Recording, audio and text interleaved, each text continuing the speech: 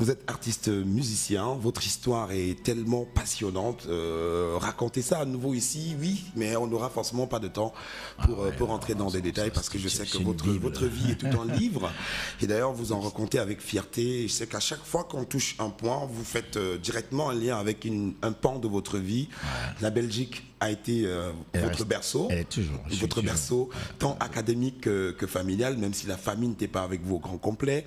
Je sais quand même que comme tout être humain, vous l'avez dit, il n'y a pas de loi sans exception, mais il n'y a pas d'être humain parfait. Vous arrivez à être touché au plus profond de votre sensibilité, d'ailleurs, pour des questions liées à votre famille. Cela vous est déjà arrivé très récemment. Donc nous sommes de tout cœur avec vous pour cela. Mais comme être humain qui a évidemment un background, vous vous battez, vous militez pour la cause commune à travers vos différentes actions, tant sur le Cameroun qu'à l'international. On y reviendra puisque vous n'étiez pas seulement à la tête de la société collective de droits d'auteur au Cameroun à votre époque. On reviendra avec les noms et les détails dans la seconde partie de l'émission.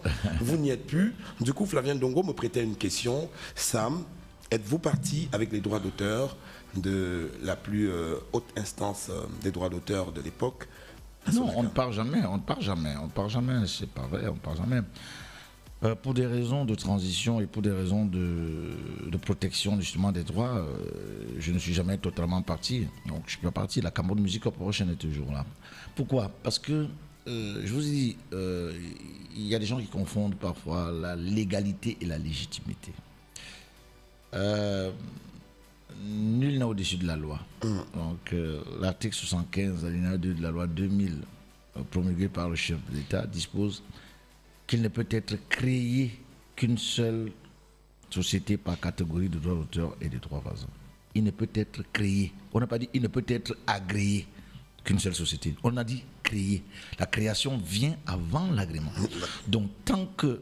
Et l'article 18 du décret d'application nouveau vient renforcer cette disposition en disant que pour créer une nouvelle société, il faut procéder à la dissolution complète de celle qui existait déjà. Donc, aussi longtemps que celle-là existe et que vous créez des sociétés, toutes celles qui viendront avant sont illégales. C'est-à-dire qu'elles ne sont pas conformes à la loi.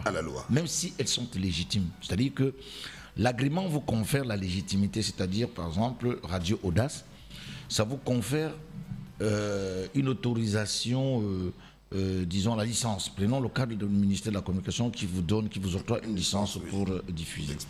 D'exploitation.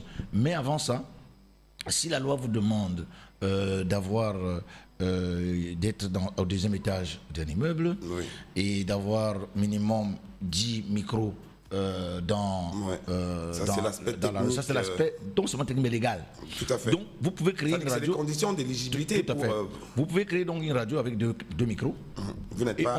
On vous donne quand même la licence. Vous êtes légitime, mais vous n'êtes pas. Est-ce que ça fait partie de ce qu'on appelle par exemple la tolérance administrative sur ce cas-là? Oui et non, parce que la tolérance administrative, ça devient un fourre-tout. Parce qu'à un moment, finalement, justement, si vous avez un problème avec un sponsor, il peut utiliser ça en disant voilà, moi je peux pas, je ne veux plus traiter avec lui parce que je me suis rendu compte que ce monsieur est dans l'illégalité. Non, dans l'illégalité. D'accord. Oui, je ne veux plus payer mes passages ici à Radio Audace, tout simplement parce que c'était pas une radio légale, même si elle était légitime. Vous voyez, c'est ça. Donc, chaque fois que nous posons un acte, méfions-nous parce que ça peut nous rattraper. Donc, c'est dans cette ambiance que nous voyons aujourd'hui. En 2015-2017, le président de la République a institué le Premier ministre d'assainir ce milieu-là en procédant vraiment à l'unité, surtout de l'art musical. Mais on a du mal à arriver à cette unité parce que chaque fois que nous avançons, des gens n'interprètent pas bien les lois et chacun essaie un peu de tirer la couverture de son côté. Alors qu'en réalité, on dit qu'il ne peut être créé qu'une seule société.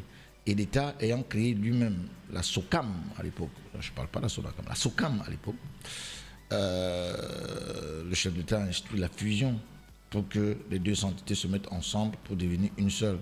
C'était possible encore de nouveau, mais on a évité cela pour aller créer une troisième une quatrième entité, parce qu'avant ça, on va d'ailleurs créer la Socassim, et puis après on est passé à la Sodacap. Donc du coup, on navigue de société en société, on superpose les sociétés aux sociétés, et nous naviguons et nous chevauchons d'illégalité en illégalité. Mais aujourd'hui, je pense que l'avenir est, je pense que l'avenir elle nous présente un schéma qu'on ne comprend pas. Non, elle présente quand même un schéma qui, d'ici quelques jours, lorsque nous aurons terminé ce que nous sommes en train de faire comme de nouveau un genre de balayage, et l'avenir me semble plus... enfin, le ciel est bleu un peu. Le ciel est bleu. À l'horizon, je vois poindre le bleu. Et je vais essayer, même si je n'arrive pas à la terre promise comme Moïse, je vais essayer de faire rapprocher au moins les artistes vers la terre promise. Mais je suis certain que certains vont arriver.